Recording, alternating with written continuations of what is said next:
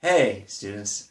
For about the next 2 weeks, we're going to be reading Frederick Douglass's narrative of the life of Frederick Douglass, an American slave.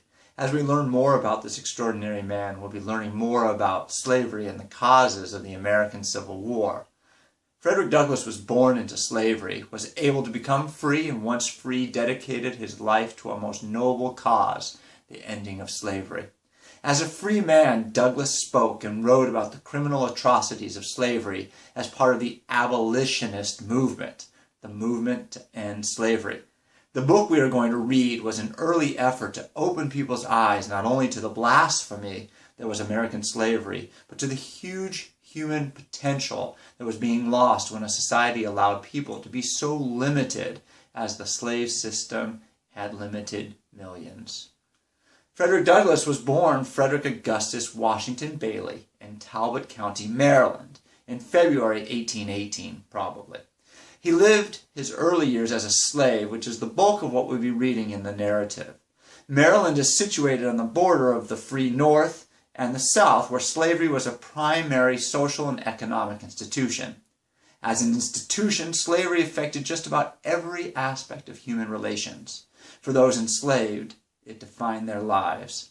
For those who were not enslaved, this peculiar institution controlled their lives as well, because maintaining the walls of slavery required the efforts of all those who wanted to see it continued. After several attempts, Douglass will gain a life as a free man in 1838.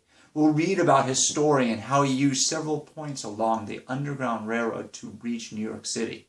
Once free, he married and became a preacher.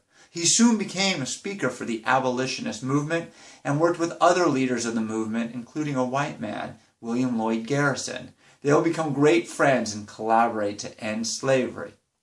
In 1845, 7 years after his escape to freedom and 16 years prior to the war that will end slavery, Frederick Douglass published what will become his most widely read book, the memoir of his early life, the narrative of Frederick Douglass, an American slave, written by himself.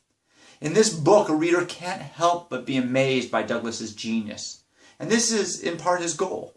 Douglass wrote this book to convince, if not prove, to a racist society that believed blacks and Africans to be inherently, naturally, intellectually inferior to whites and Europeans, that he, an African American, was at least as capable as other learned people of letters to write with precision and eloquence. So, this will not be an easy book for us to read because it is Douglass's goal not to make an easy-to-read book. To help us understand slavery, something past whose effects continue from the mind of a person who was a slave, will be a challenging reading experience, but one that is very worthwhile.